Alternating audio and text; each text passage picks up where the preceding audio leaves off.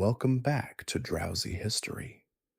If this is your first time here, welcome. Go ahead and get comfortable. Let your body settle into whatever it is resting on. Let your shoulders drop. Let the day's business begin to loosen its grip. There is nothing left to do tonight, and nowhere you need to be. And if at any point you feel yourself beginning to drift, that is the whole point. Before we begin, drop a comment letting me know where in the world you're listening from and what time it is there. I read every single one, and there is something I genuinely love about picturing all those different people in all those different time zones settling into the same quiet story. And if drowsy history is helping you sleep, a quiet subscribe means the channel keeps growing and more of these long, slow histories keep finding their way to you. Tonight we are going somewhere very still, very ordered, very quiet, at least on the surface. We are going inside the walls of a medieval monastery, and we are going to spend the next while discovering that what happened inside those walls was considerably stranger, more human, more surprising, and in some cases, considerably more entertaining than the official version suggests. The medieval monk is one of history's most familiar figures and one of its most misunderstood. We think we know him: the shaved head, the rough habit, the dawn prayers, the illuminated manuscripts, the silence and the solemnity, and the general atmosphere of severe spiritual dedication. And some of that is real. Parts of it are very real. But the full picture is more complicated, more varied, and much more alive than the stock image suggests, and the secrets of medieval monastic life, the things the Rule of Saint Benedict did not quite anticipate, the things the abbots complained about in their letters, the things that went on in the dormitories, and the kitchens, and the gardens, and the scriptorium when the formal observances were technically concluded, are the things we are here to explore tonight. So settle in, let the bells ring out in the distance, slow and unhurried, marking the hours the way the monks marked them, and let's go inside together. Imagine a community of perhaps 40 men. They live within a set of buildings, enclosed by a wall, in a piece of countryside somewhere in England, or France, or Germany, or Italy, sometime between the 9th and 15th centuries. The buildings include a church, a dormitory, a refectory where they eat, a chapter house where they conduct their community business, a scriptorium where they copy and illuminate manuscripts, an infirmary for the sick, a kitchen, a garden, a cellar. The community is entirely self-contained in its aspiration, if not always in its reality, designed to be a world unto itself, a place where the demands of secular life have been set aside in favor of a life organized entirely around the worship of God and the salvation of souls. The men in this community have taken vows, 3 of them: poverty, chastity, and obedience. They have agreed to own nothing personally, to abstain from sexual activity, and to do as their abbot directs without complaint. In exchange for these commitments, they receive food, shelter, clothing, community, intellectual engagement, and the theoretical assurance that their souls are being well maintained for the journey that awaits them. They have, in most cases, chosen this life freely, though freely has a range of meanings in the medieval world that does not always map neatly onto what we would mean by the word today. On the surface, the life looks like this: 7 times a day, every day, regardless of weather or illness or the state of anyone's feelings. The monks gather in the church to sing the divine office, the sequence of prayers and psalms and readings that divided the day and night into their canonical hours. The day begins in darkness with matins, continues through lauds at dawn, then prime, terce, sext, none, vespers, and ends with compline at nightfall. Between the offices, there is work, manual labor in the garden or the kitchen or wherever labor was needed, intellectual work in the scriptorium, the reading and study that Benedictine tradition specifically valued. There are periods of silence. There are meals in the refectory, eaten while someone reads aloud from a sacred text. There is sleep in a communal dormitory, interrupted by the call to matins in the small hours. This is the official picture. It is real, and underneath it, woven through it, complicating it, and humanizing it, and occasionally subverting it entirely, is the actual lived experience of the men who inhabited it. The hunger and the cold, the boredom and the friendship, the rivalries and the jokes, the beer and the illicit food, the politics of the chapter house, the intellectual passions that burned through the formal framework of the rule, the physical discomfort, the genuine holiness, and the very human failings that no amount of institutional architecture could entirely contain.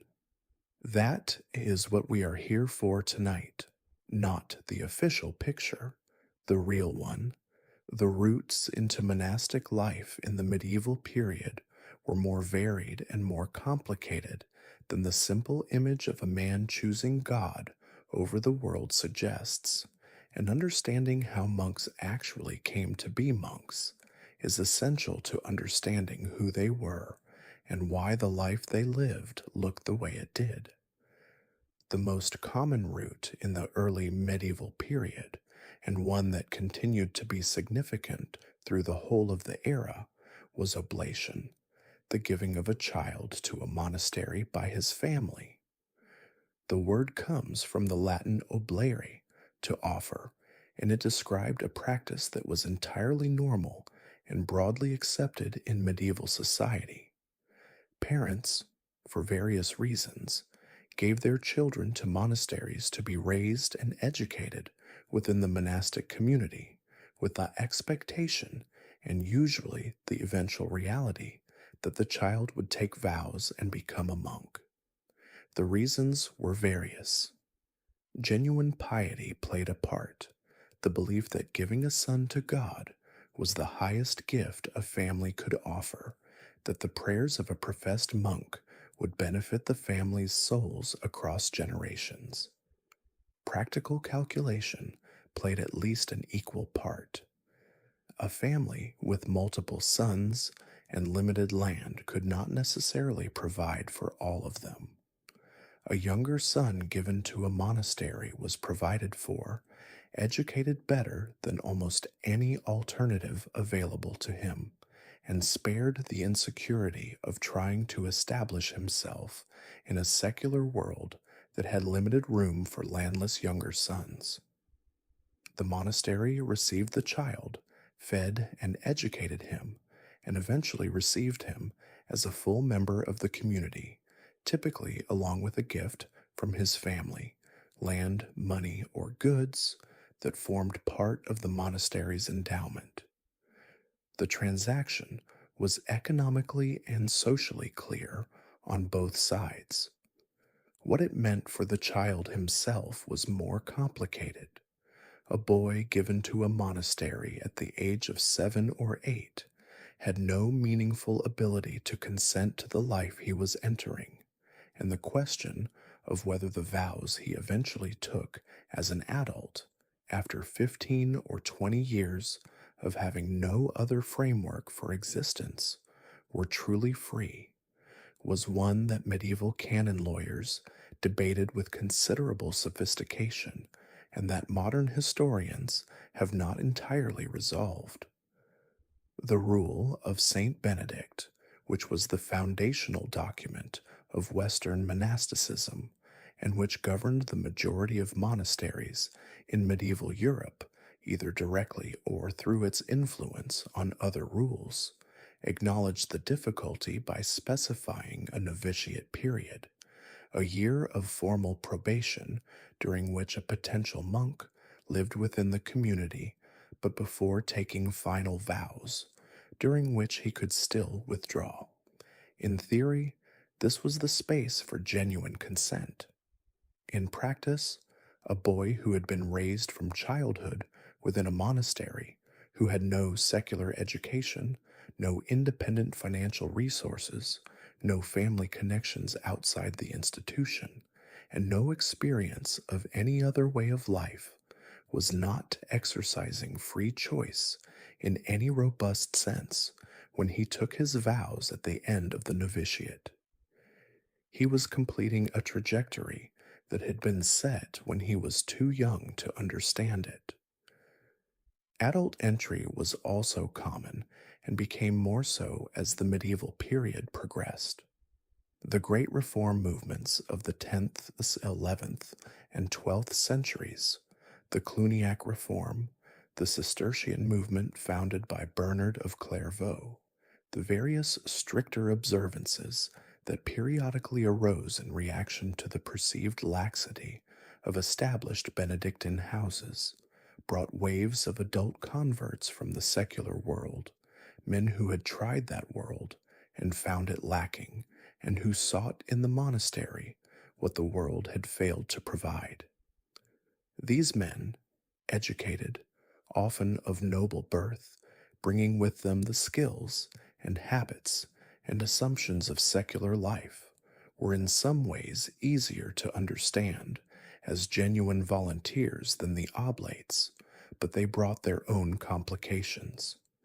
A man who had been a knight or a courtier or a scholar before taking the habit was a man who had developed a sense of himself and his place in the world that monastic life required him to revise substantially, and the revision was not always smooth or complete. The novitiate, whether entered young or as an adult, was designed to test.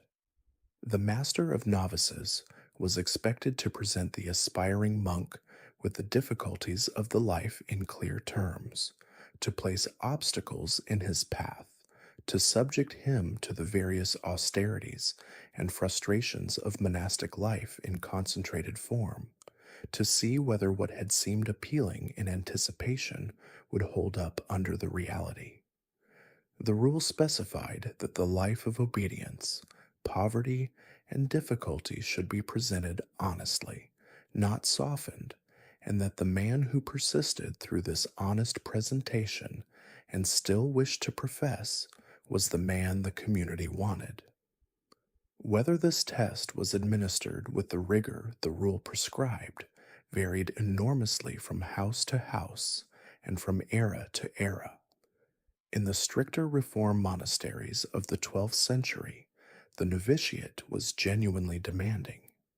In the more relaxed Benedictine houses of later centuries, where the monastery's social function as a provider of education and employment for the nobility's younger sons had somewhat overshadowed its spiritual function, the novitiate was sometimes little more than a formality. The man who eventually did take final vows entered a community that was, in its ideals, a family, the abbot as father, the monks as brothers, and in its reality a highly structured institution with a political life, an economic life, a social hierarchy, and all the human dynamics that any group of people living in close proximity inevitably develops. The vows of poverty, chastity, and obedience sounded absolute, and in the letter of the rule were absolute. In the daily texture of monastic life, they were interpreted, negotiated, tested, subverted, and maintained with varying degrees of rigor by different men in different circumstances, which is the human reality of any institution that sets its ideals very high and then requires fallible human beings to live up to them. The Rule of Saint Benedict, composed in Italy sometime in the 6th century, is one of the most influential documents in Western history, and also, if you read it carefully and in the right spirit, one of the most humanly perceptive. Benedict of Nursia was not, by the standards of his age or any age, an unreasonable man.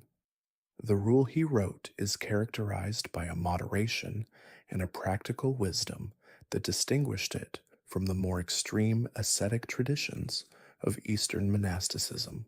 The hair shirt hermits, the pillar saints, the competitive fasters, and that explains why it was adopted so widely and proved so durable.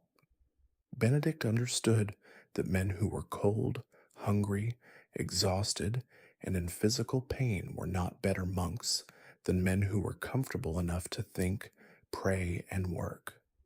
He wanted the life to be difficult, but not impossibly so, and the rule reflects a genuine attention to the human capacity for endurance and its limits. That said, the life the rule prescribed was demanding by any reasonable standard, and the daily schedule it imposed was one that left very little room for the individual will to assert itself without running directly into the institutional framework. The divine office was the structural spine of the monastic day. 7 times a day, Benedict specified, the monk should pause whatever he was doing and give himself to prayer. The night office, matins, called vigils in some traditions, was the most disruptive, occurring in the middle of the night, sometimes around 2 in the morning, requiring the monks to rise from sleep, process to the church in whatever the darkness and the weather offered, and sing the long sequence of psalms and antiphons and readings that the office required. The full Psalter, all 150 psalms, was to be sung through in the course of a week, repeated the next week, and the week after that, and the week after that, across the entire span of a monk's life. A man who entered the monastery at 20 and died at 60 had sung through the complete Psalter more than 2,000 times. The Psalms were not just read or recited, but chanted in the specific melodic modes of Gregorian chant, which required considerable musical training and which was one of the things the monastic school taught to the young oblates as a matter of fundamental necessity. The particular challenge of matins was not simply that it required waking in the middle of the night, that was bad enough, but that the transition from sleep to liturgical performance was abrupt and allowed no gradual warming up. The bell rang, the monks rose, and they were expected to be in the church and functioning within a short time. In winter, this meant moving from the relative warmth of the dormitory into a stone church that was heated, if at all, by the body heat of the community and the small light of the altar candles, and singing with sufficient vocal precision to satisfy the liturgical requirements, while the cold of the building worked its way through the layers of wool and linen that constituted the monastic habit. Benedict had made provisions for a stove in the calefactory, the warming room that was the one room in the monastery where a fire was generally permitted, but the church itself was typically unheated, and the winters of medieval northern Europe were not gentle. After matins came the return to sleep, if sleep could be recaptured in the short interval before lauds at dawn. Then the sequence of daytime offices, spaced through the hours, punctuating whatever work was in progress, with the insistent return to the church, to the psalms, to the formal acknowledgement of the sacred dimension of time. The principle was that no hour should pass without prayer, that the monk's day should be shot through with liturgical observation from before dawn to after dark, that the formal life of prayer should be not an interruption of daily life, but its constant undertone. The work prescribed by the rule was also taken seriously, though its character changed considerably across the centuries of medieval monasticism. Benedict had in mind primarily manual labor, the garden, the fields, the kitchen, the maintenance of the buildings, understanding that idle monks were monks in trouble and that the physical engagement of the body kept the mind from the mischief that idleness generated. In the early period, monks did in fact do significant manual work, and the great Benedictine monasteries of the early medieval period were economically productive enterprises where the monks themselves were the primary workforce. As the monasteries became wealthier and more socially complex, the balance shifted. Conversely, lay brothers, men who lived within the monastic community but did not participate fully in the liturgical life, took over much of the manual work, while the choir monks were increasingly expected to spend their non liturgical time in lectio divina, the contemplative reading and meditation on sacred texts that Benedict had also prescribed, and in the intellectual work of the scriptorium. Silence was another central Benedictine requirement that had a more complex daily reality than its absolute formulation suggests. Benedict distinguished between the kind of total silence that was appropriate in the church and the dormitory, where speech was simply not permitted, and the ordinary management of speech in daily life, where he asked for moderation, restraint, and the avoidance of empty talk rather than total prohibition. In practice, different houses and different periods interpreted this differently. The Cistercians, in their 12th century reform, pushed toward near total silence in most areas of the monastery, developing an elaborate sign language system to communicate necessary practical information without breaking the silence. A system so specific that it included signs for dozens of objects, for types of fish and vegetables and tools, for requests and permissions, for the various transactions of daily life that could not actually be conducted without communication of some kind. Other, less strict houses had a more relaxed relationship with the silence requirement, and the chapter house complaints in surviving monastic records suggest that excessive talking, gossiping, and general sociability were persistent issues that abbots addressed with varying degrees of success throughout the medieval period. Eating was regulated in ways that reveal both the rule's wisdom and the daily pressures that tested it. Benedict prescribed 2 meals a day in the summer season and one in winter, with the timing adjusted by the liturgical calendar, and the Lenten season adding additional fasting requirements. The diet was supposed to be meat free. Benedict allowed the sick and the weak to eat poultry and other lighter meats. But the standard diet was based on vegetables, legumes, breads, cheese, eggs, and fish. 2 cooked dishes were provided at each meal, along with bread, and the monk was free to eat from one or both as his appetite directed.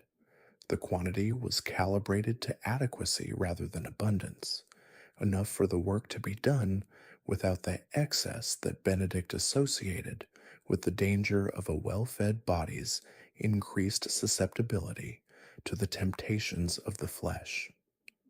The realities of medieval monastic eating departed from this ideal in various directions, some toward greater austerity and some toward considerably greater comfort, and the departures in both directions are among the most revealing things in the historical record about what monastic life was actually like.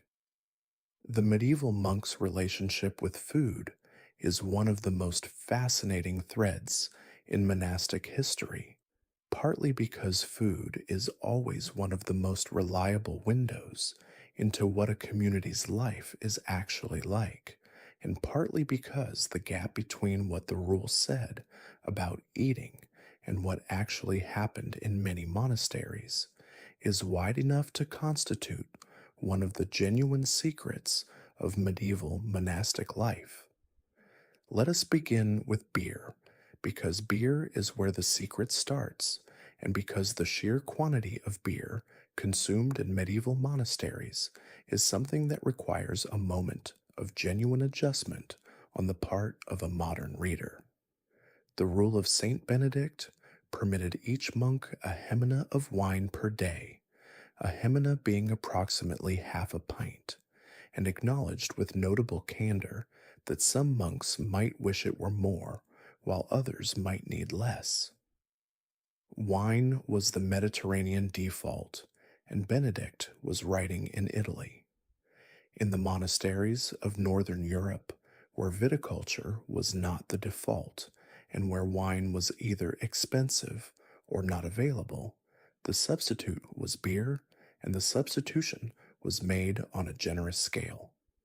A daily allowance of 1 gallon of beer per monk was not unusual in English medieval monasteries, and some records suggest even higher provision on feast days and heavy working days. A gallon of medieval ale per day, sustained across years and decades, represents a relationship with alcohol that is difficult to categorize as anything other than significant. Even accounting for the lower alcohol content of medieval small beer compared to modern beer, and for the practical necessity of fermented beverages in an era when water safety was unreliable. The beer was brewed on site in the monastery's own brewhouse by monks or lay brothers who had developed the expertise the process required. The quality varied enormously between houses and between periods, and the management of the brewery was a position of practical importance within the monastic economy. The cellarer, the monk responsible for the community's food and drink, was one of the most powerful practical officers in any monastery, a role that the rule described in terms of the need for wisdom and restraint, but that attracted its share of men who interpreted the responsibilities of the position in more generous terms, particularly toward themselves. Food beyond the standard monastic diet was another area where the gap between ideal and reality was often substantial.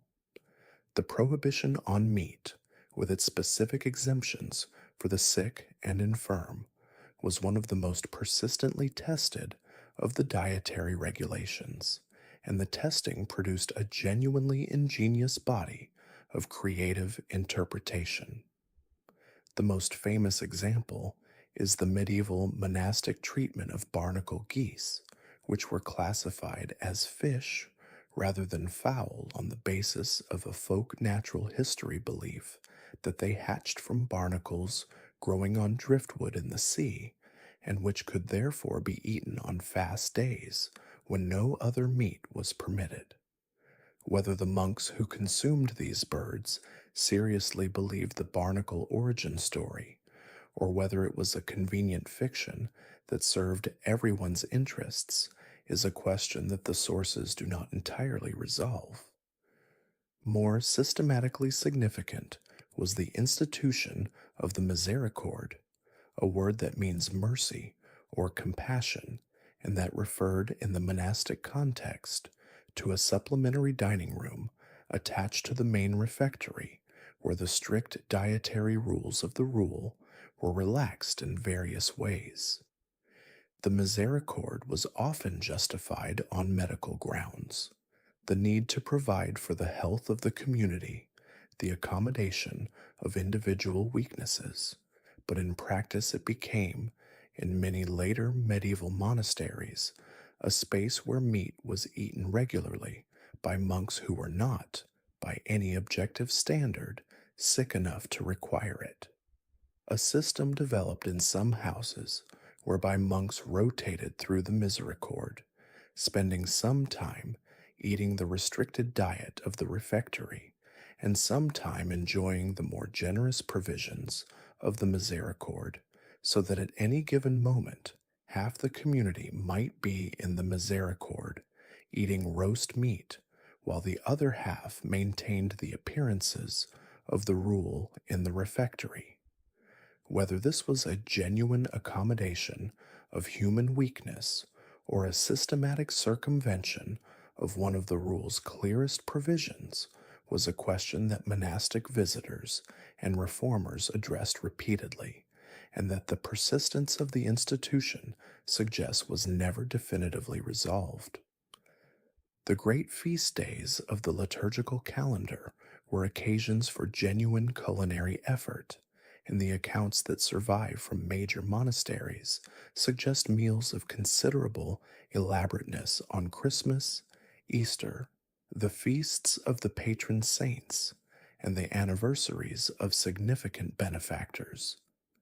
These were days when the standard rules were relaxed by tradition and by custom, when wine was more freely available, and when the kitchen produced dishes that would not have been out of place at a secular lord's table.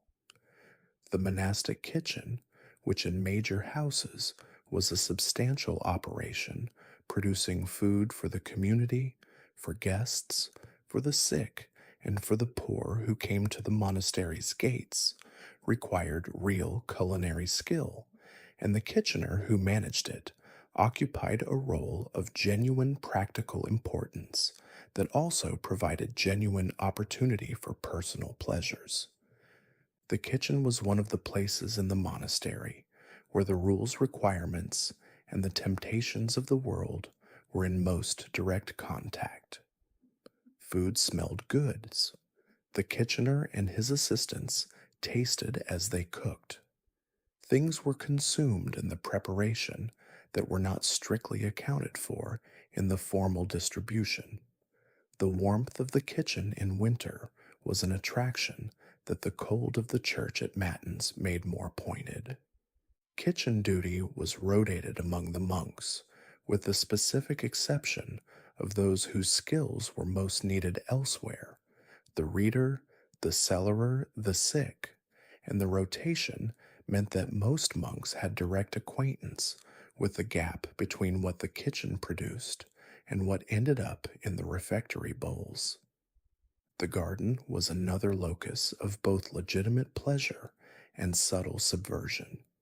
The monastic garden was divided between the practical, the herb garden, the vegetable garden, the orchard, the fish pond, and the contemplative, the space for walking and meditation that the rule valued as a support for mental prayer. Gardens were tended with genuine skill and care, and the produce they generated was a real contribution to the monastic economy. The orchard provided fruit, the fish pond provided fish, the herb garden provided both flavor for the food and medicine for the infirmary. But the garden was also one of the relatively private spaces of monastic life, where two monks could walk together out of the immediate oversight of the cloister and have a conversation without the whole community as witness. And this quality of relative privacy was valued for purposes both entirely legitimate and somewhat less so. The infirmary deserves specific mention in the context of food and drink, because it was the space where the dietary regulations were officially most relaxed, and where certain pleasures of the table that were denied in the refectory were available as a matter of medical provision. Monks discovered, or at least reported, illness with a frequency that the infirmarian must sometimes have found questionable, and the infirmary's reputation as a place of relative comfort, better food, more warmth, more rest, less obligation to the full liturgical schedule, made it a destination that the rule's framers had not entirely anticipated in its full social reality. The scriptorium was the intellectual heart of the medieval monastery, and the work done there, the copying, illuminating, and producing of manuscripts, that was one of the most important activities of the monastic community, was also the site of some of the most revealing expressions of the medieval monk's inner life. If you want to know what a monk was actually thinking and feeling, the margins of his manuscripts are often the best place to look. The physical work of manuscript production was demanding in ways that are easy to underestimate. A monk working in the scriptorium sat at a sloped writing desk in light that varied enormously by season and by the quality of the window available, holding a quill pen and working on parchment with an attention and a physical precision that could not be relaxed without consequences that were immediately visible in the quality of the work. The parchment, prepared from the skins of sheep or calves, scraped and stretched and dried, was an expensive material that could not be easily corrected if a letter was badly formed or a word was misread. The ink was made from various recipes involving iron gall and other components, and it had specific properties of flow and viscosity that the experienced scribe understood intuitively and that the novice learned through error. The illumination, the decorated initials, the miniature illustrations, the elaborate border decorations that made the great medieval manuscripts among the most beautiful objects ever produced, required completely different tools, materials, and skills from the writing itself, and was typically the work of specialist monks who had spent years developing the necessary expertise. The monastic library that the scriptorium fed was the intellectual treasure of the community and was managed with corresponding care. Books were precious and expensive and irreplaceable, and their loss, whether to fire, to damp, to theft, or to the carelessness of a borrower who failed to return them, was a genuine catastrophe. The library list from a major monastery, the surviving catalogues of the great houses like St. Gall, Monte Cassino, or Christ Church, Canterbury, give some sense of what the medieval monastic intellectual world contained. Biblical texts and commentary, the works of the Church Fathers, the classical authors of Rome, whose works had been preserved specifically by monastic copying across the centuries of the early medieval period, computistics and calendar calculation, hagiography, history, medicine, natural philosophy. The range was considerably wider than a simple picture of devotional reading would suggest, and the monks who worked with these texts were many of them genuine intellectuals whose engagement with ideas extended well beyond the narrowly devotional. The margins of medieval manuscripts are where the monk speaks most directly in his own voice, and what he says there is sometimes moving and sometimes very funny and occasionally startling in its candor. These marginal comments, known as colophons and marginalia, range from formal scribal notes about the completion of a text to personal observations that break through the professional surface of the work in ways that feel immediate across the centuries. A monk copying a particularly verbose passage might write in the margin, "This is too much." A monk working through the winter cold might note, "The parchment is very thick and hard to work today." A scribe reaching the end of a long and difficult text might write, "I am cold, and the light is failing, and it is time to stop."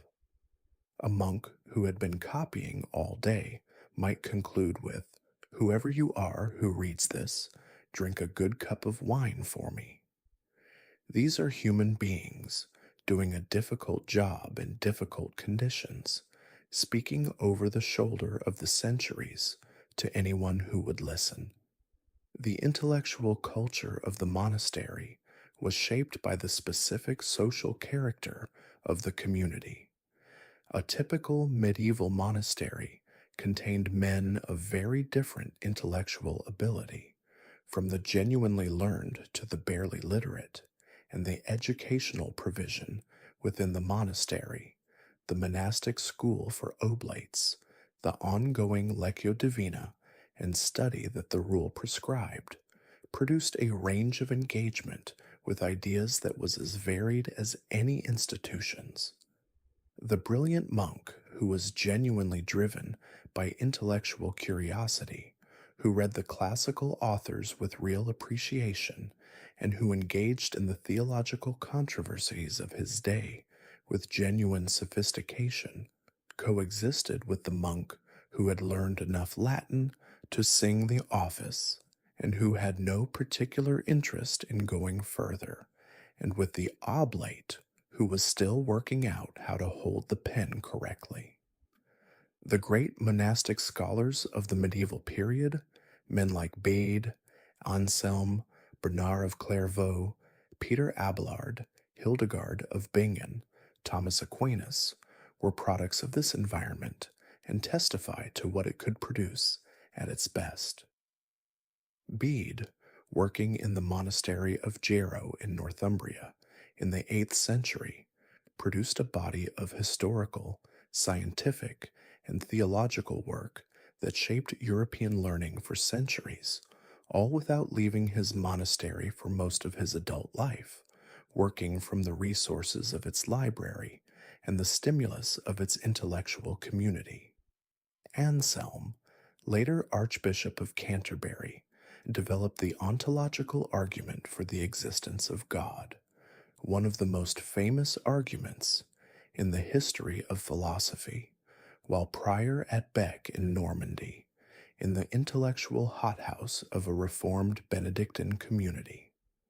These men were not exceptions in kind from their fellow monks. They were the extreme of a continuum of intellectual life that the monastery's particular combination of stability, resources, and time made possible. Peter Abelard is worth a longer mention because his story, the most dramatic individual story in medieval monastic intellectual life, illustrates both the possibilities and the dangers of the life. Abelard was not a monk by vocation, but by catastrophe, forced into religious life after the scandal of his love affair with Heloise and its violent aftermath.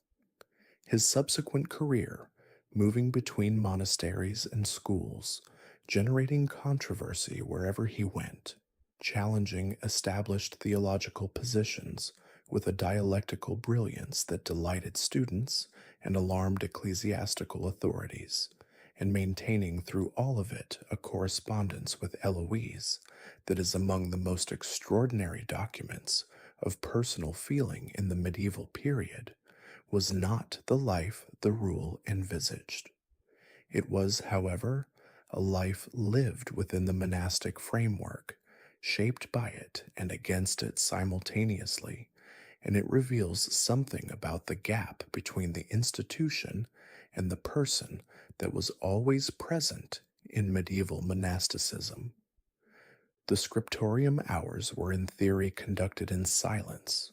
The reading and copying that went on there was supposed to be part of the monk's spiritual exercise, not an occasion for conversation. In practice, the survival of so many manuscripts with marginal comments in multiple hands, responding to and building on each other, suggests that the scriptorium was not always the perfectly silent space the rule imagined.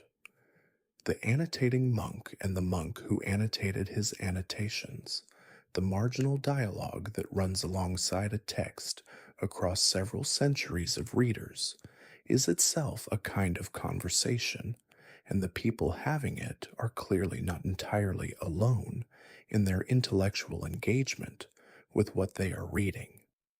The vow of chastity was the most personally demanding of the three monastic vows, and the most persistently tested, and the historical record of medieval monasticism is honest enough in the survival of synodal legislation, episcopal visitation records, and the writings of reformers to give us a fairly clear picture of how the tension between the vow and the human reality played out across the centuries.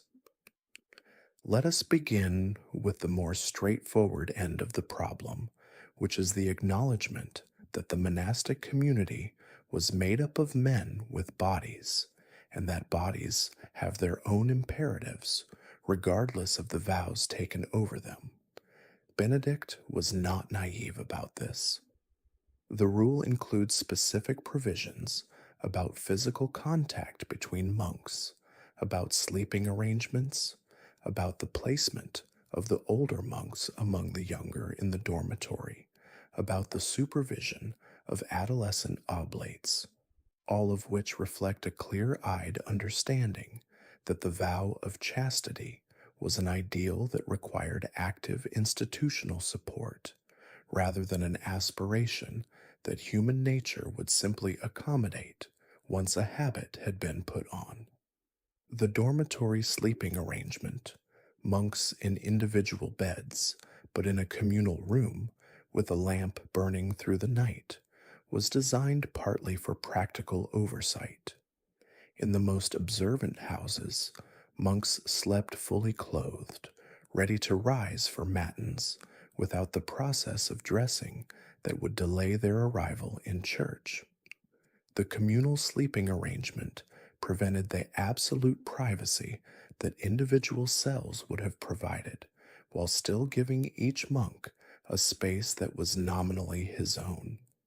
Younger monks and older monks were deliberately mixed, again on the principle that the younger man's vulnerabilities were better managed in the company of those who had more practice at the vows. The problem of particular friendships, what the Latin documents called amicitia specialis, special friendship, was one that monastic tradition addressed with considerable consistency and concern. The concern was not about friendship as such, which the rule valued and which monastic culture generally cultivated as an important human good. The concern was about the kind of intense, exclusive, emotionally or physically intimate relationship between two monks that could disrupt the community's corporate life and the individual's pursuit of the chaste ideal. Abbots warned against it, and confessors were expected to probe for it. The spatial and temporal organization of monastic life, the requirement to always be in specific places at specific times with the whole community, was partly designed to prevent the circumstances that particular friendships required: sustained private time, freedom from communal oversight, the ability to prioritize one relationship above the community as a whole. How often the vow of chastity was violated in sexual terms is something the historical record addresses indirectly through the evidence of the violations rather than through any systematic accounting. Episcopal visitation records, the notes taken by bishops or their representatives when they inspected monasteries in their dioceses, a regular procedure throughout the medieval period, contain in some instances reports of specific violations, monks who had fathered children, monks found in compromising circumstances, monks whose relationships with each other or with women outside the cloister had become too visible to ignore. These records are not complete. They reflect what was found on inspection and what the inspectors were told, not the full range of what occurred, and they are not representative in the statistical sense. But they are consistent enough across enough houses and enough centuries to establish that sexual violation of the vow was a real feature of medieval monastic life, not an exceptional scandal, but a recurring pastoral problem. The relationship between monasteries and the women who had various forms of access to them is a particularly complex area. Monasteries were not hermetically sealed. They had guests, they had servants, they had women who came to the monastery's church for religious services.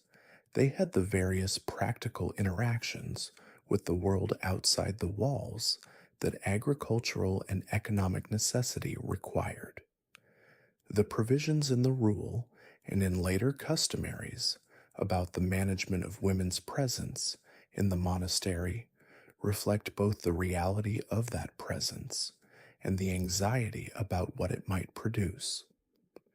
The inner cloister, the enclosed area around which the essential monastic buildings were arranged, was supposed to be closed to women in most traditions. In practice, the management of this restriction was patchy, particularly in smaller and less strictly observant houses, and the boundary between the area accessible to women and the area not accessible to them was a line that was both contested and crossed. The particular vulnerability of the abbot's household is worth noting, because the abbot, unlike the monks under his authority, often had his own separate lodging that gave him a degree of privacy that the communal dormitory did not provide to others. Abbots who used that privacy in ways that violated their vows are represented in the episcopal visitation records and in the reformers' complaints with some regularity, and the structural problem that the office requiring the highest standards was occupied by the individual with the most practical freedom was one that the institutional framework did not effectively solve.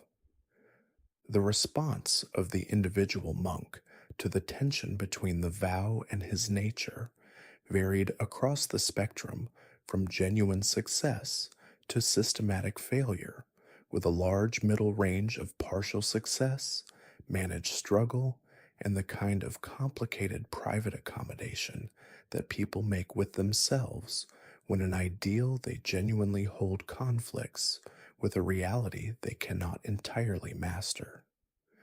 The spiritual literature of the period, the confessional manuals, the guides to contemplative prayer, the letters of spiritual direction, is full of attention to this struggle, addressing it with a combination of theological principle and practical wisdom that shows how seriously and how honestly the tradition engaged with the problem.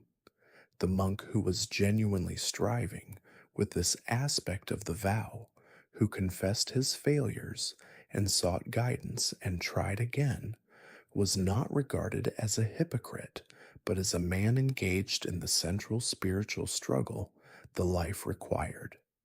The vow was not an achievement to be announced once and maintained without effort. It was a direction of travel, a commitment to continue trying, and the tradition was realistic enough about human nature to know that the travel was long and the progress uneven. The chapter house was the room where the monastic community met daily to conduct its internal business, and the life of the chapter house, the elections, the accusations, the punishments, the negotiations, the alliances and enmities that made up the political life of the community, is one of the most vivid and most human parts of the monastic story. The daily chapter meeting began with a reading from the rule, the practice that gave the room its name, each day's reading being a chapter of the rule, and continued with the formal business of the community.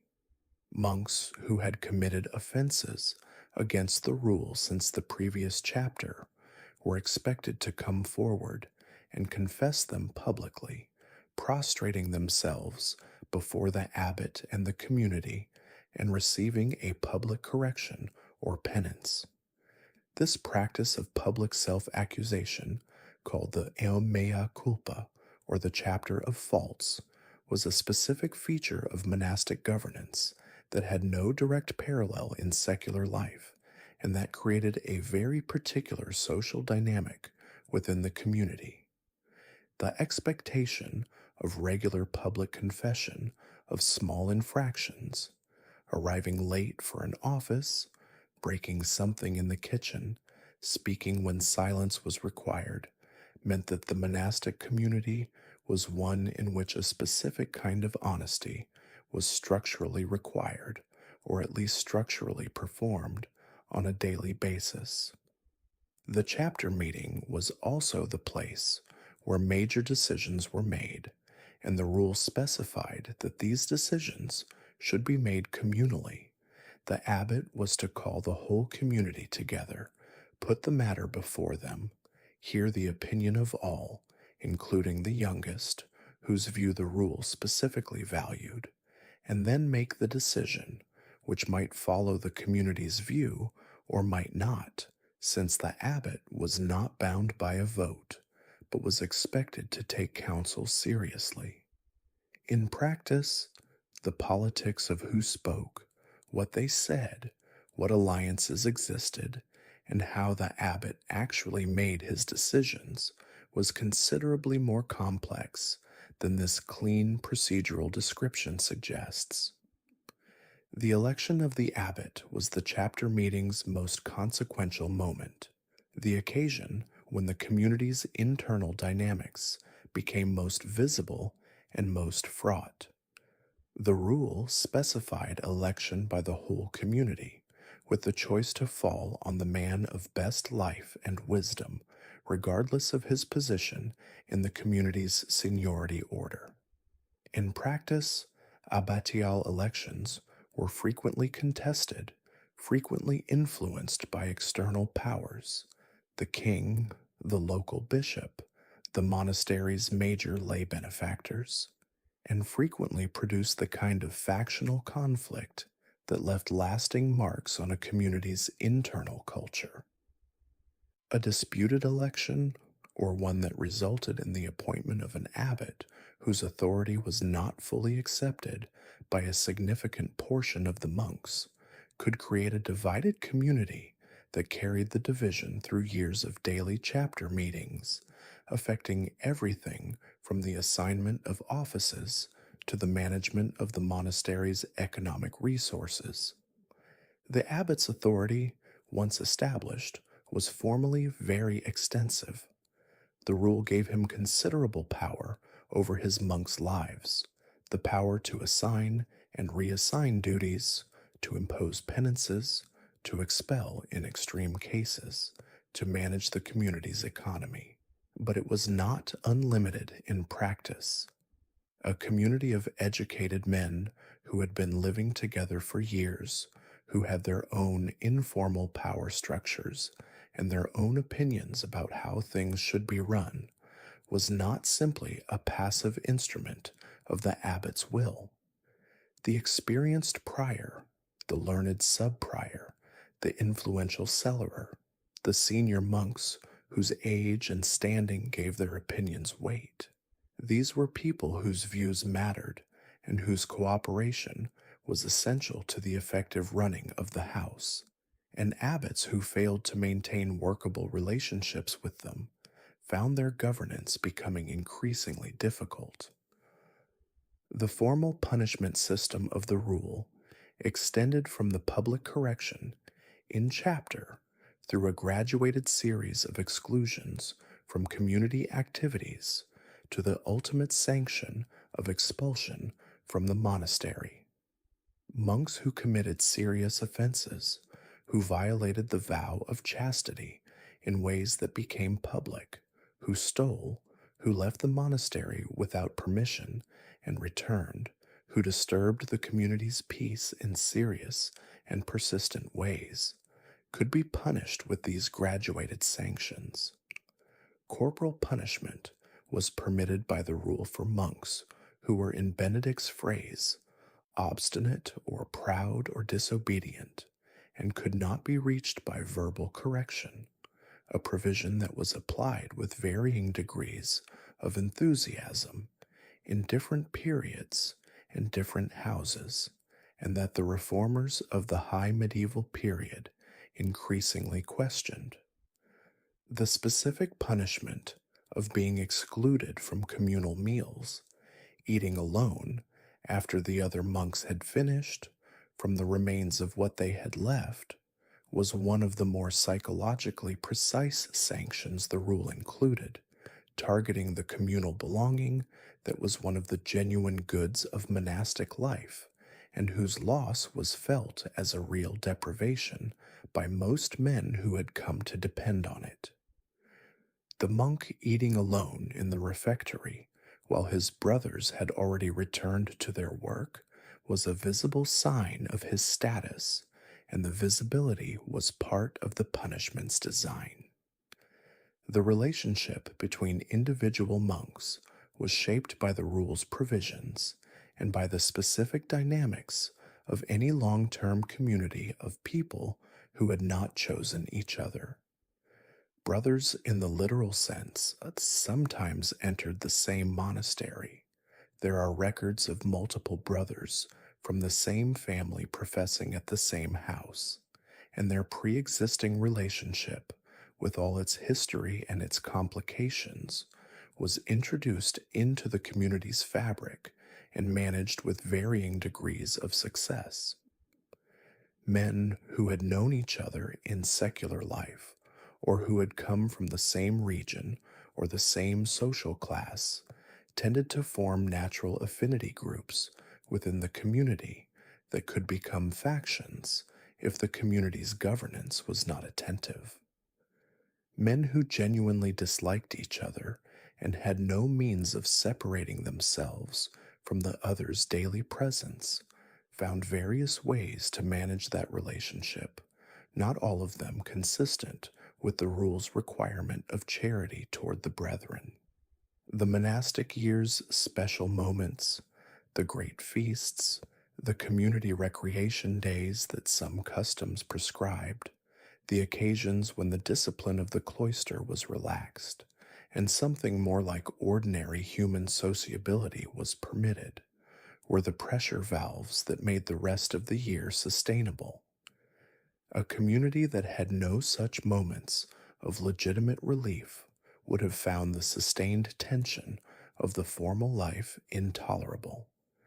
The provisions for recreation and relaxation built into the custom of many houses reflect an institutional wisdom about the limits of human endurance that complemented the rule's demands.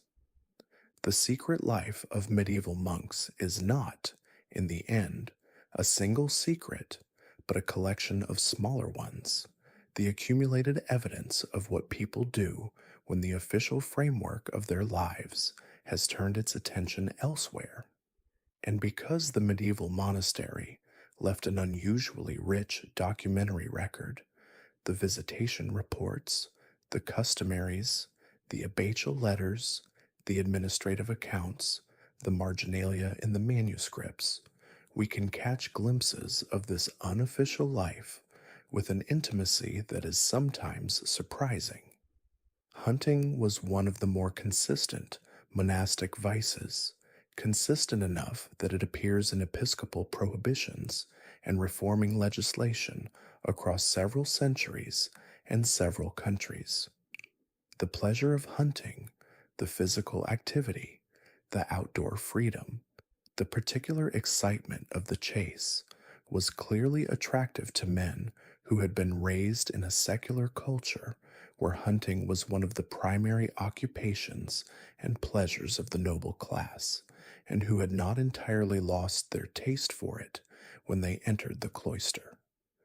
Monks who hunted, often with hawks and dogs maintained in violation of the rule's provisions, appear in visitation records from England, France, and Germany with sufficient regularity that the practice was clearly not rare.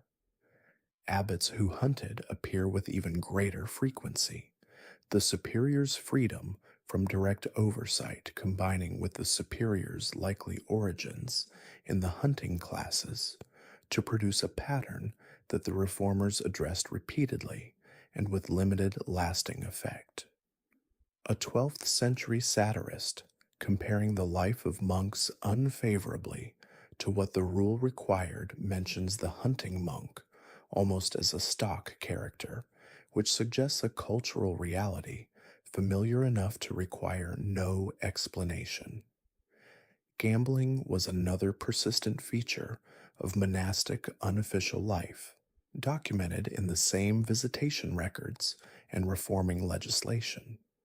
Dice and board games were the primary vehicles, and the chapter house complaints about monks who spent their recreation time gambling rather than in contemplative reading or useful work suggest that the temptation was both real and widely indulged.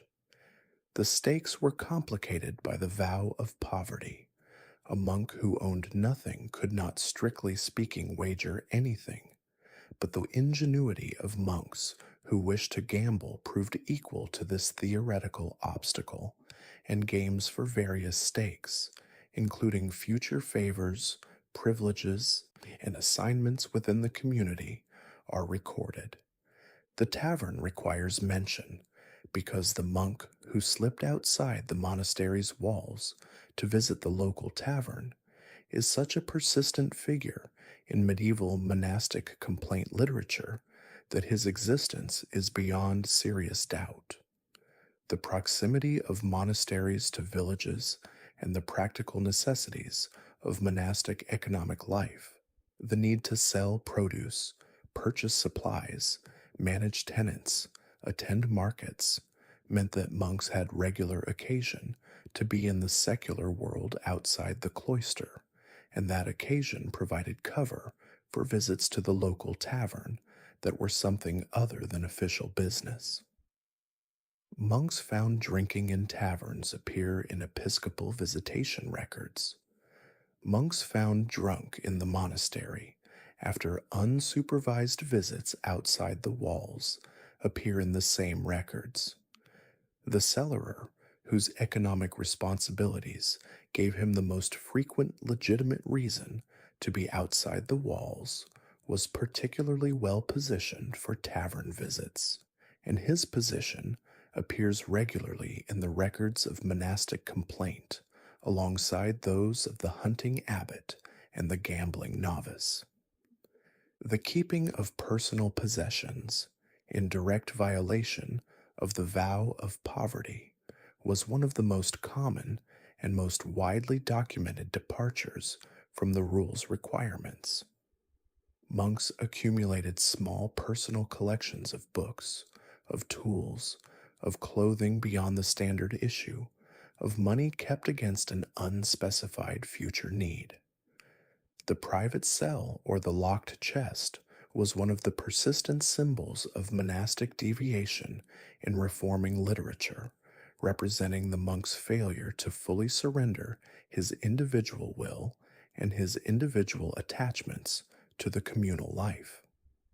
The items discovered in monks' cells during visitations, the private money, the personal letters, the extra clothing, the secular books, are documented with the pained specificity of reformers who had hoped for better and were finding what they found. Animals in the monastery were another persistent feature of the unofficial life. The rule was specific about the prohibition of personal pets, but the reality was that the monastery was full of animals that were there for practical purposes. The working dogs, the cats kept to control the mice in the granary, the horses required for travel, the animals of the farm, and the boundary between the functional and the affectionate was one that human nature reliably crossed. Monks who kept personal pets, particularly dogs, are documented in enough places to establish that the prohibition was widely tested, and the abbatial complaints about monks who were more attentive to their dogs than to their spiritual duties reveal in their petulance something about the genuine competition between the monastic ideal and the ordinary human need for uncomplicated affection. Laughter deserves its own mention because the medieval monastic tradition had an ambivalent relationship with laughter that tells us something important about its understanding of human nature. The rule was not encouraging about laughter. Benedict quoted a scriptural warning against foolish talk and jest and suggested that a monk should not be ready or quick to laugh. The ideal was a gravity and a seriousness appropriate to the constant awareness of divine judgment and the weight of the spiritual life.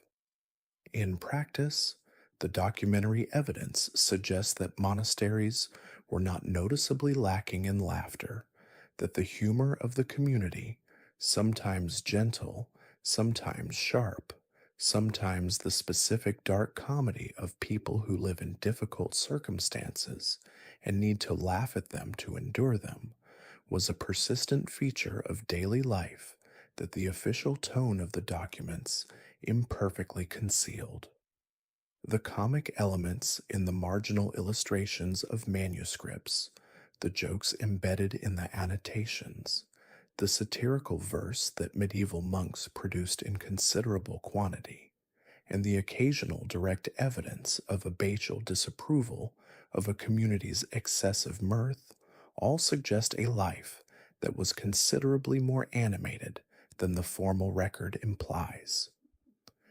The particular humor of the monastic tradition was sometimes directed inward at the life itself, at the gap between the ideal and the reality, at the pretensions of the system and the human limitations that deflated them.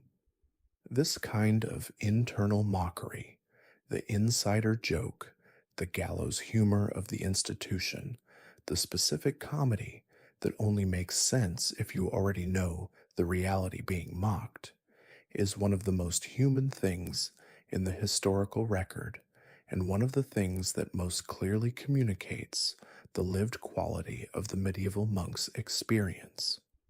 A man who could make jokes about the life was a man who had understood it thoroughly and who had found a way to maintain his own perspective within it, and the jokes themselves, wherever they survive, are small windows into an interior life that the formal documents cannot reach. The medieval monastery was not sealed from the world it had theoretically withdrawn from. The relationship between the cloister and the secular society surrounding it was complex, economically significant, and socially intricate in ways that shaped the monastic life as profoundly as the rule itself. The monastery was, in the first place, an economic institution of considerable importance. The great Benedictine abbeys of the early and high medieval period were among the largest landowners in Europe, accumulating property through gifts from pious benefactors, through purchase, through the donations that accompanied oblates and adult entrance, and through the management and reinvestment of their own revenues. The abbot of a major Benedictine house was a lord in the full secular sense of the word, with tenants, courts, political obligations, and a role in the governance of the region that had nothing to do with the Psalms and everything to do with the economic and political realities of medieval society. This dual role, spiritual father within the cloister, secular lord outside it, was one of the persistent sources of tension in medieval monasticism because the skills and the attitudes required for effective secular lordship were not entirely the same as those required for spiritual leadership of a monastic community, and the man who excelled at one did not always excel at the other. The monastery's guests were a feature of daily life that the rule explicitly addressed and that had significant practical implications. Benedictine tradition held that guests should be received as Christ himself, the famous dictum that Benedict took from the Gospel, and the hospitality required by this principle was both genuine and expensive. Major monasteries maintained guest houses of considerable size, capable of receiving pilgrims, noblemen, royal households, and the various travelers whose routes took them past the monastery's gates. The abbot was expected to dine with guests of sufficient rank, which meant that the abbot's table was regularly at a standard considerably above that of the community's refectory, and that the formal Benedictine poverty was more visible in some parts of the monastery than in others. The monastic kitchen's role in providing for guests, in addition to the community, was a significant economic and logistical responsibility, and the welcome extended to travelers was a practical act of hospitality that the monastery's economic resources were expected to support. The monastery's role in the education of the secular world is one of its most significant contributions, and one that brought it into most consistent contact with the world it had theoretically left behind. The monastic school educated not only the oblates who would become monks, but also the sons of noble families who were sent to the monastery for their education without any expectation or intention of their becoming religious.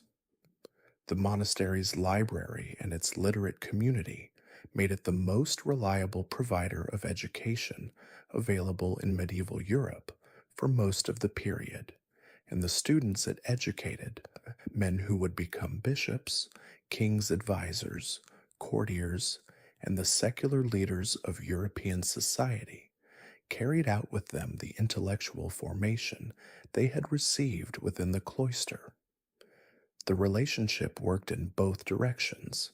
The monastery shaped the secular world through its educational provision, and the secular world shaped the monastery through its constant presence in the persons of its students. The parish church was another point of contact between the monastery and the secular population.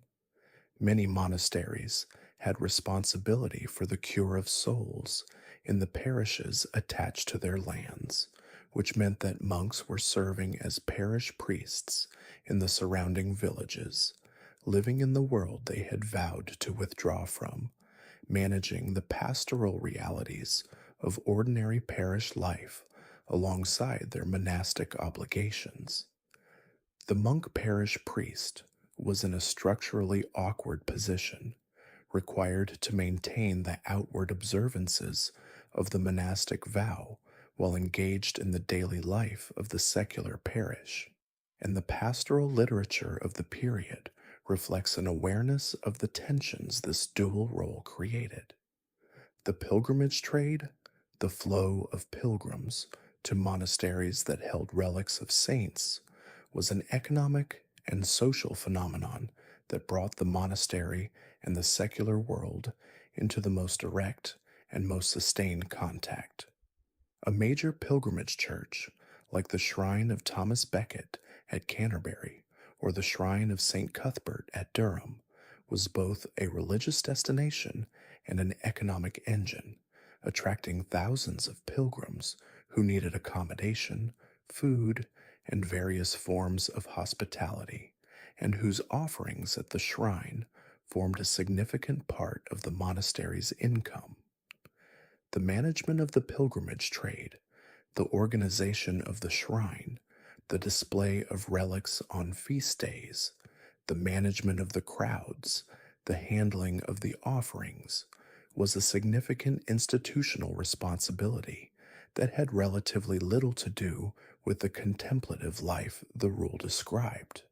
The relationship between monasteries and their lay benefactors, the noble families and kings who donated land and money to specific houses in exchange for specific spiritual benefits, primarily the prayers of the monks offered on behalf of the donor and his family, was one of the central economic and social relationships of medieval monastic life.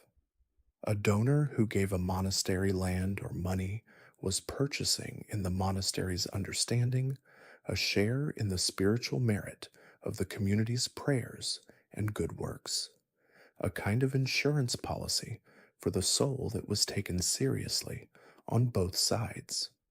The obligation to maintain the prayers for benefactors, the anniversary masses, the entries in the monastery's necrology that recorded the names of the dead to be commemorated, the continuous prayer for the souls of all the community's benefactors, was taken seriously and observed with considerable fidelity in most houses, and it represented a genuine social function that the monastery performed for the secular world.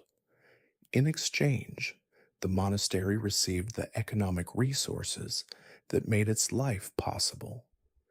This economic dependency on lay benefactors was also a source of vulnerability and tension. Benefactors had opinions about how the monastery should be run, about the election of abbots, about the management of the property they had given, and they were not always content to leave those opinions unexpressed.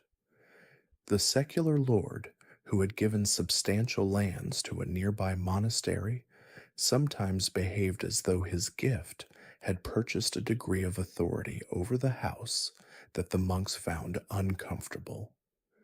The boundary between the legitimate expression of a benefactor's concern for the institution he supported and the illegitimate interference in the monastery's internal governance was one that was contested throughout the medieval period, and the management of major benefactors, maintaining their goodwill and their continued generosity while protecting the monastery's autonomy, was one of the practical arts that an effective abbot needed to master.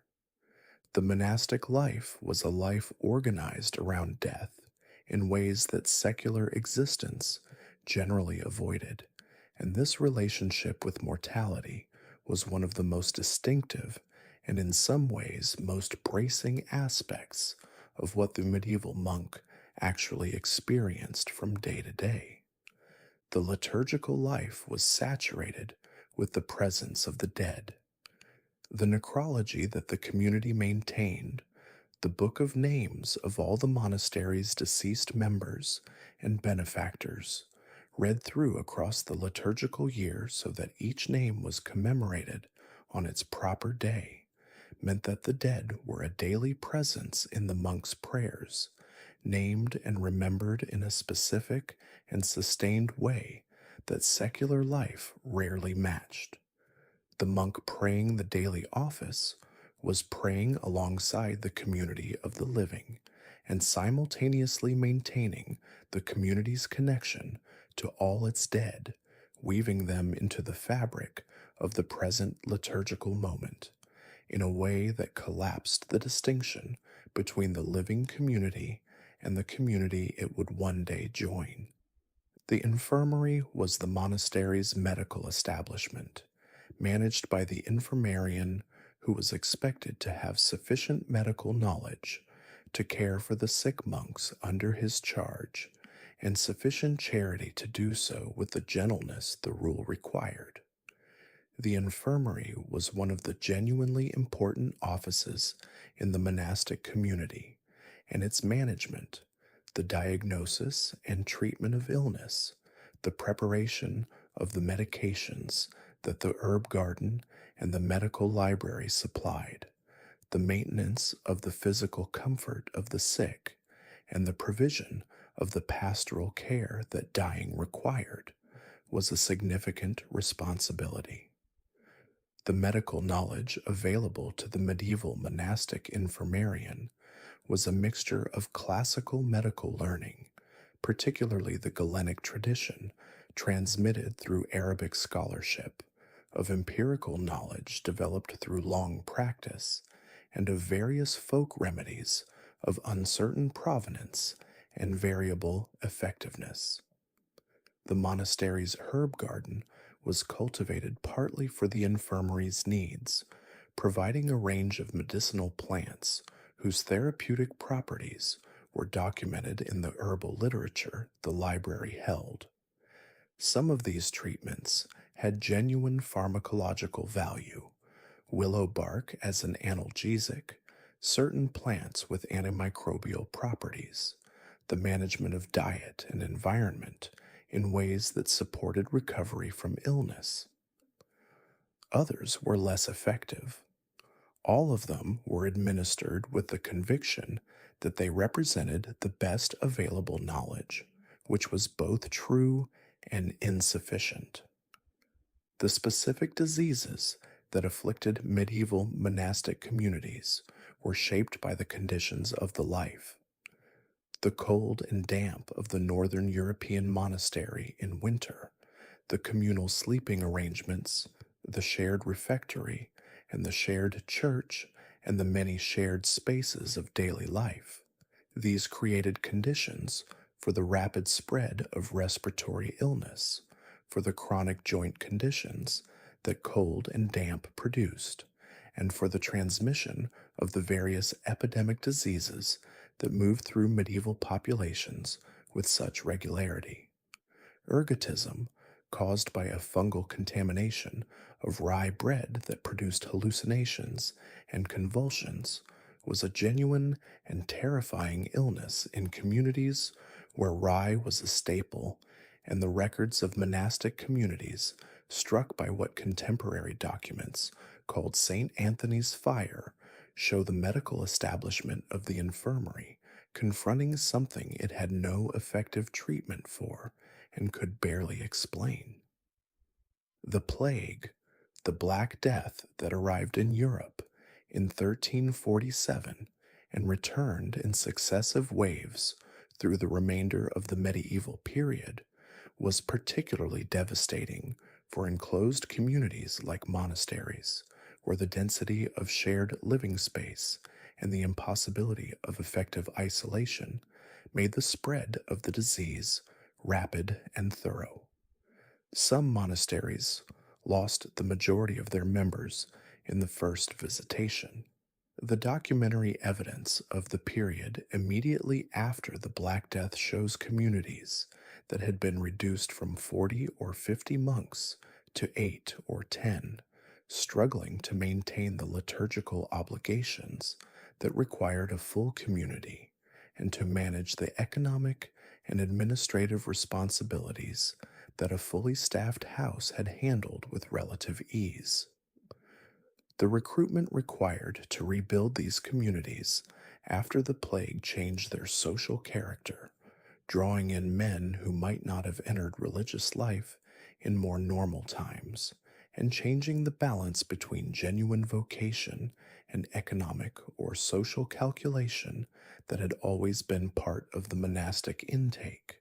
Death within the community was managed with the specific rituals that the monastic tradition had developed over centuries, and the management of it was in its own way one of the genuine achievements of the medieval monastery.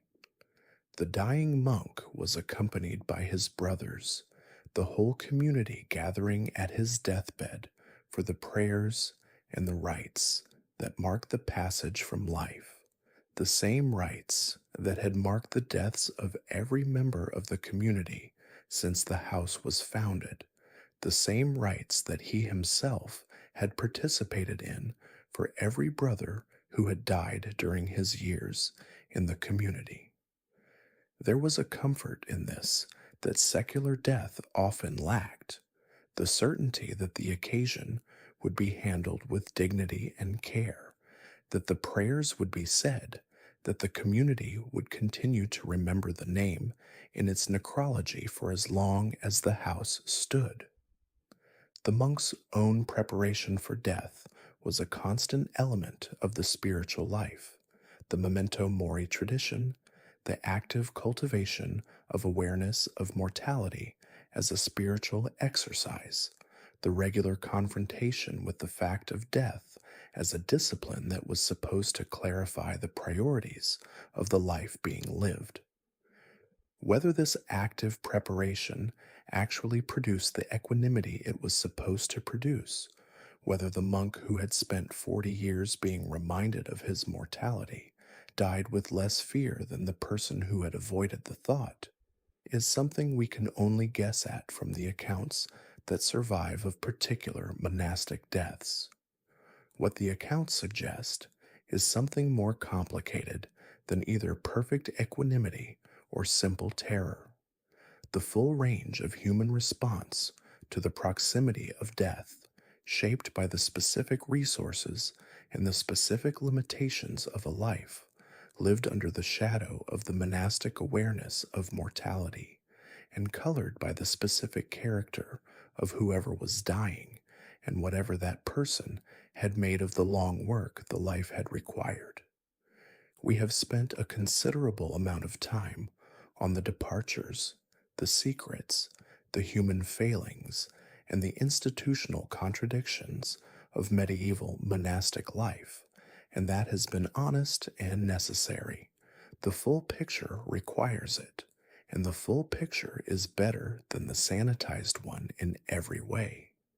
But the full picture also requires us to spend time on the genuine holiness that medieval monasticism produced, the real spiritual achievement of men who took the life seriously and who found within it what it had promised, because it produced that. Genuine holiness, genuine intellectual depth, genuine charity, genuine wisdom. These were real products of the medieval monastic tradition, present alongside the hunting monks and the gambling novices and the cellarer's creative accounting, not despite them, but in the same human community that also contained all those things. The monastery was not a place where only the holy thrived. It was a place where the full range of human nature was present, and the holiness it produced was the holiness that emerged from that full range, tested and refined by exactly the difficulties and the failures and the persistent effort of a community trying, however imperfectly, to live according to its stated ideals. The contemplative life at its deepest levels, the life of lectio divina, of sustained prayer, of the gradual transformation of perception that the monastic tradition understood as the slow work of a lifetime of spiritual practice, was not available to everyone and was not pursued with equal commitment by everyone in the community. But it was real for those who entered it, and the accounts they left of their experience, in the mystical theology of Bernard of Clairvaux, in the visions of Hildegard of Bingen, in the practical spiritual instruction of teachers like Elred of Rivaux, describe an interior life of genuine depth and genuine beauty that the modern secular reader may find foreign but cannot easily dismiss as simple fantasy. The Cistercian movement of the 12th century, which sought to return to a strict observance of the Benedictine rule against the perceived laxity of established Cluniac monasticism, produced perhaps the highest concentration of genuine spiritual achievement in the medieval monastic tradition. Bernard of Clairvaux, the movement's most powerful voice, was a man of extraordinary force, a preacher who could fill fields, a theologian who could hold his own against the most sophisticated dialecticians of his age, a political figure who shaped the course of European affairs in ways that kings and popes acknowledged, and a contemplative who wrote about the love of God in language of a tenderness and immediacy that readers have found moving across 9 centuries. That this same man could be narrow minded, politically ruthless, and personally unkind in specific instances does not diminish the genuine depth of what he wrote and experienced at his best. It humanizes it. The Cistercian Abbey Church is one of the most powerful architectural expressions of monastic spirituality in the medieval world, and walking into one, or lying in the dark, listening to a description of one, which is perhaps the best mode for this particular experience, gives some sense of what the daily experience of that environment produced in the men who lived in it. The deliberate restraint of Cistercian architecture, the rejection of the elaborate carved and painted decoration that Cluniac tradition had developed, the preference for plain stone and clear light, and the proportions of the building as the primary aesthetic elements, was a theological statement as well as an architectural one, an expression of the Cistercian conviction that the soul's approach to God should be unmediated by the distractions of elaborate ornament. The church at Fontenay, at Senonc, at Rievaulx, these are spaces that do something to a human being who stands in them, something that is difficult to describe without sounding sentimental and impossible to deny once experienced. The genuine charity of the monastic community was expressed most consistently in its provision for the poor, which was one of its most important and most consistent social functions throughout the medieval period.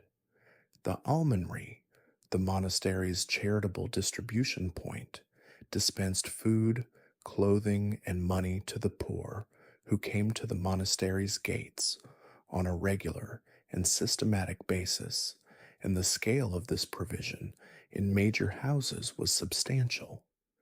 The obligation to receive the poor as Christ, the same principle that governed the reception of guests, meant that the monastery's charitable function was not a public relations gesture, but a genuine institutional commitment, resourced from the monastery's revenues, and managed with the same seriousness as any other aspect of the community's life. Whether the monks who distributed the alms did so with the warmth and attentiveness that the rule's injunction implied, or whether in practice the distribution was a routine administrative function conducted at arm's length from the people it served, varied by house and by period. But the function itself was sustained, and the social safety net it represented, imperfect, inadequate to the scale of medieval poverty, but real, was one of the genuine contributions of the monastic tradition to the welfare of the societies it inhabited. The musician in the medieval monastery, the monk whose whole practical contribution to the community's life was the quality of his participation in the liturgical singing, represents another form of genuine excellence that the tradition cultivated. Gregorian chant, which was the medium of the monastic liturgy across the whole of the period, was not a simple folk tradition, but a sophisticated musical system with specific modes, specific melodic formulas, specific rhythmic principles, and a vast repertoire that had been developed and transmitted over centuries. The monk who sang it well, with the combination of musical precision and spiritual attention that the tradition required, was doing something that was simultaneously a technical achievement and a form of prayer, and the great monastic choirs of the medieval period were genuine artistic achievements that required years of cultivation. The sound of a full monastic choir singing the office in a stone church, the voices filling and being shaped by the acoustic of the building in the way that Gregorian chant was specifically designed to use. This was one of the genuinely beautiful things that the medieval world produced, and it was produced every day in dozens of monasteries across Europe, regardless of whether anyone outside the walls was there to hear it.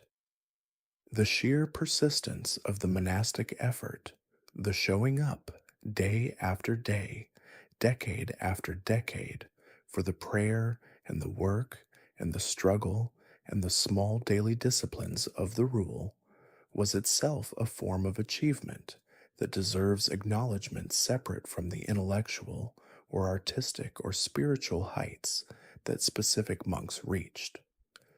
The monk who was not a scholar, not a mystic, not a gifted singer, not an illuminator of manuscripts, the monk who was simply a decent man who showed up for matins every morning for 50 years, who did his work in the kitchen or the garden without complaint, who maintained his obligations to his brothers with reasonable fidelity. This man was also participating in something real. The tradition valued him and his contribution, and so should we. The secret life of medieval monks is not, in the end, simply the secret of their failings. It is also the secret of how they managed, in a life of enormous structural difficulty, to maintain something worth maintaining. The beer and the hunting and the gambling and the private possessions and the particular friendships, all of that is true and all of it is human. And alongside it, and woven through it, is the sound of the choir at Vespers in a stone church in a winter evening, the lamp burning in the scriptorium over the open manuscript, the old monk in the garden who has been here 50 years and who knows something about the slow work of a life that he does not have words for, but that shows in the quality of his attention. That too is true. That too is the medieval monk's secret life. One of the most consistent patterns in the history of medieval monasticism is the cycle of reform and decline, the recurring rhythm by which a community or a movement would establish itself with high ideals and genuine rigor, gradually relax as prosperity and familiarity eroded the initial intensity, attract the criticism of reformers who pointed out the gap between the ideals and the reality, and either reform itself under that pressure or give birth to a new movement that sought to return to the original spirit somewhere else. This cycle repeated itself across the whole of the medieval period with a regularity that is either dispiriting or reassuring depending on how you understand it, and understanding it is essential to understanding what the monastic life actually looked like across the centuries rather than at any particular frozen moment. The Cluniac reform of the 10th century is a good place to start because Cluny represents one of the great medieval examples of institutional renewal. The Abbey of Cluny, founded in Burgundy in 910 with a specific grant of exemption from local episcopal oversight that gave it unusual independence, developed in the 10th and 11th centuries into the center of a reformed Benedictine movement that spread across Europe through a network of dependent priories, all under the authority of the Cluniac abbot. Cluny's reform was primarily a reform of the liturgy and the community's spiritual life, emphasizing the fullness and solemnity of the divine office in ways that went considerably beyond what Benedict had specified, extending the time given to liturgical celebration until it occupied most of the day and leaving relatively little time for the manual work and private reading that the rule had also valued. The Cluniac monks prayed magnificently and worked relatively little, relying on the labor of lay servants and conversi to maintain the physical infrastructure of the monastery. This was impressive in its liturgical achievement and vulnerable to the criticism that the balance of the Benedictine life had been distorted. When Bernard of Clairvaux in the early 12th century launched his passionate and sometimes devastating critique of Cluniac monasticism, he was attacking not the holiness of the Cluniac monks, which he acknowledged, but the way in which the accumulation of wealth, the elaboration of liturgy and architecture, and the relative softening of the physical austerities of the rule had produced a monasticism that had drifted from what Benedict had intended. His Cistercians sought to restore the full balance, the labor and the reading alongside the prayer, the plain church alongside the solemn office, the physical austerity alongside the intellectual life. And for several generations, they achieved something remarkable, building a network of monasteries across Europe that attracted the most serious religious recruits of the 12th century, and that produced the concentrated intellectual and spiritual achievement that we associate with Bernard himself and his immediate successors. And then, in its turn, Cistercian monasticism began to follow the same trajectory.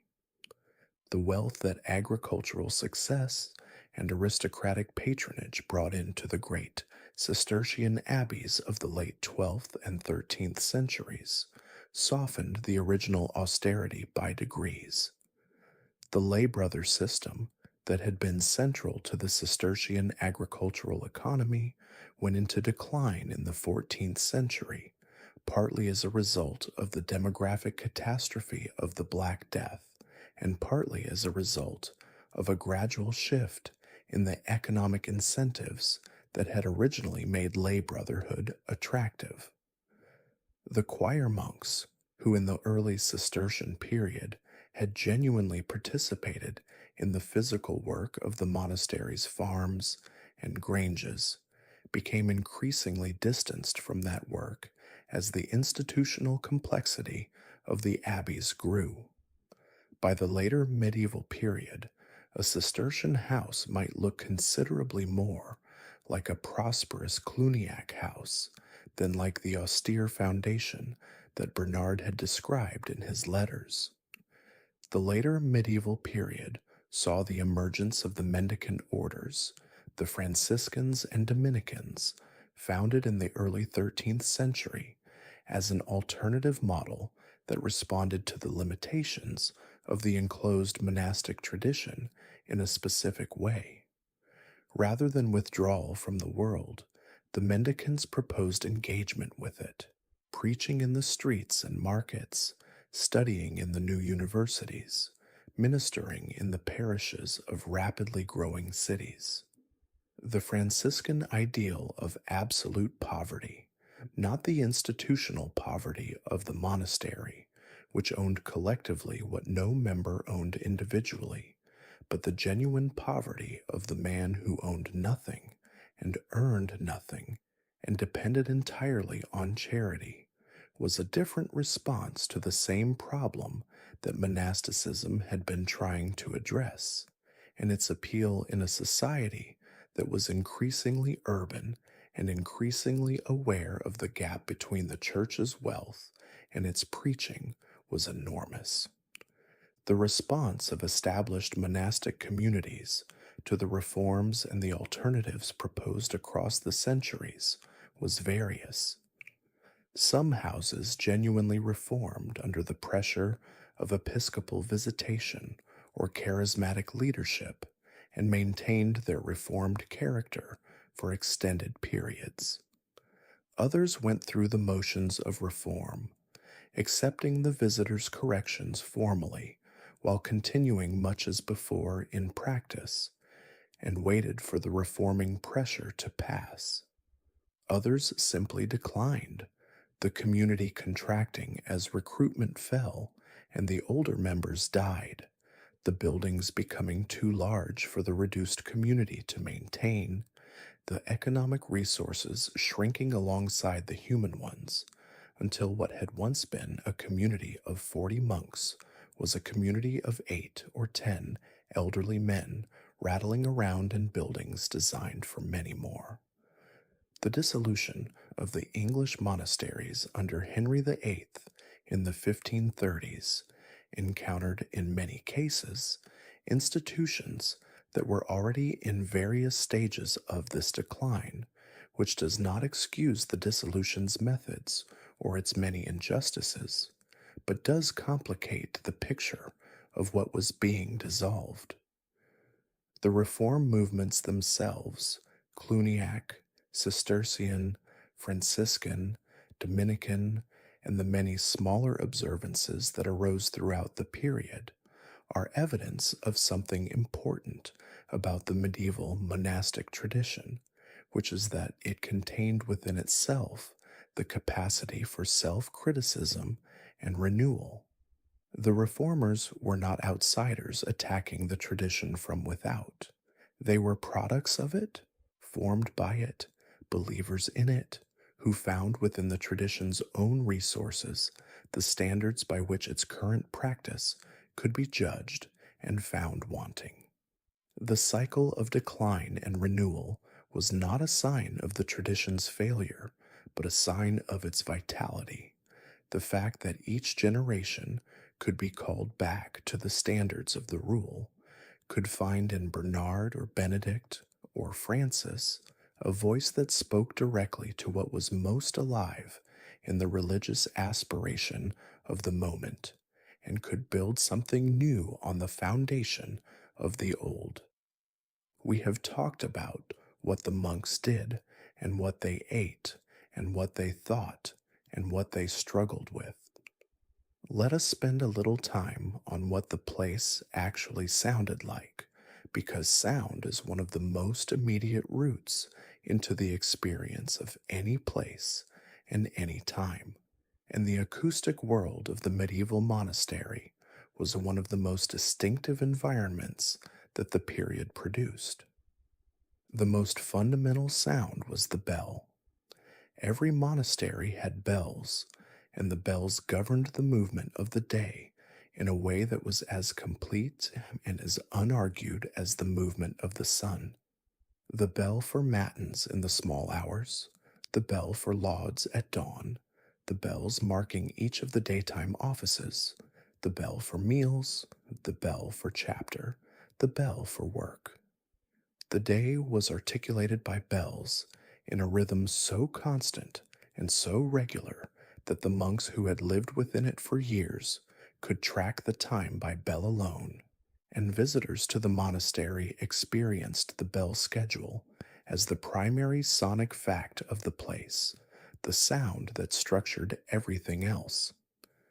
The Gregorian chant that filled the church 7 times a day was the other great sound of the monastery, and it was a sound of genuine power and beauty that the acoustic of the stone church was specifically designed to support. Gregorian chant was composed for resonant stone spaces, the long reverb of a Romanesque or Gothic church, the way the sound hung in the air after the singers had moved on to the next phrase, the particular quality of male voices, in harmony filling a high vaulted space, and the relationship between the music and the building was not accidental but mutually constitutive. The chant had been refined over centuries in the same kinds of buildings, and the buildings had been built with the chant in mind. The sound of the full choir singing the great antiphons of the night office, the long melodic arcs of Gregorian melody moving through the dark church with its small constellation of candles. This was the sound that the monastery was built to produce, and it was genuinely extraordinary. The silence that was required in the cloister and the church and the dormitory had its own quality, which was not the absence of sound, but a specific kind of disciplined quiet that had the presence of something actively maintained. The sounds that did enter the silent spaces, the footsteps of monks processing through the cloister, the scratch of a quill in the scriptorium, the distant sound of work in the garden, the particular quality of wind in the cloister garth on a winter day, were heard with a clarity that the constant noise of the secular world prevented. The acoustic environment of the silent monastery was one in which small sounds were large, in which the quality of attention that silence required was itself a kind of perception, and the monks who had been in this environment long enough had developed a relationship with sound and silence that was one of the distinctive features of the monastic sensory world.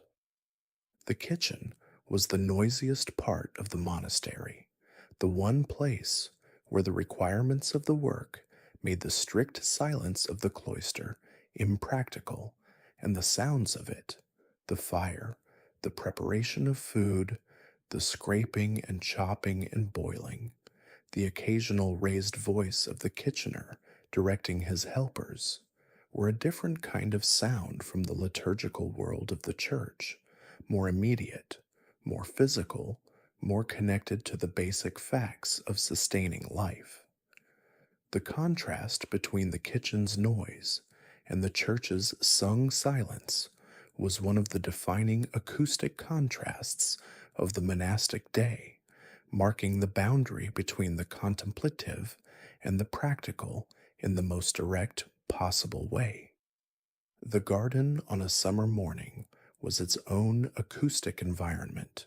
Bird song, the sound of water from the fountain or the channel that many monastic gardens used for irrigation, the particular quality of outdoor silence in a walled space, the distant bells from the church, the soft footsteps of a monk on the garden path engaged in the walking meditation that Lectio Divina sometimes took outdoors. The garden was one of the places in the monastery where the controlled acoustic environment of the cloister opened slightly, where the sounds of the natural world entered, and where the monk's relationship with creation, which the monastic tradition valued theologically as much as the rule of Benedict's instruction to regard all utensils and goods of the monastery as sacred vessels of the altar, was most immediate.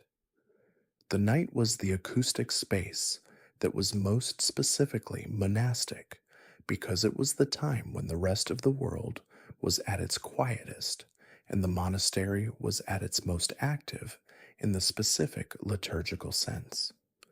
The sound of the night office, the monks assembled in the dark church, the cantor intoning the opening verse, the choir responding in the particular quality of human voices, in the small hours when the full resonance of the daytime voice has not yet been restored, was a sound that the medieval monastery produced that the secular world simply did not produce, a specific combination of human effort and sacred intention in a specific acoustic environment at a specific time of the night. Whether or not you believe in the purposes for which it was made, the sound itself was something.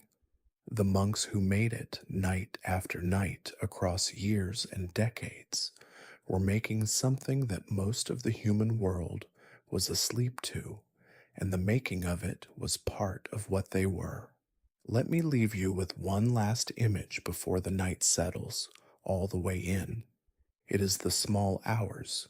The bell has rung. In the dormitory of a monastery somewhere in England or France, sometime in the 12th century, let us say, in the high summer of medieval monasticism, the monks are rising. Some of them are awake before the bell, having lain in the dark waiting for it. Others are pulled unwillingly from dreams. They pull on their habits in the dark because the lamp is only barely lit, find their sandals, file out of the dormitory, and along the cloister to the church. The night is cold, or it is cool, or it is the particular warmth of a summer night in northern Europe, where warm means comfortable rather than hot. The stars, when the sky is clear, are extraordinary.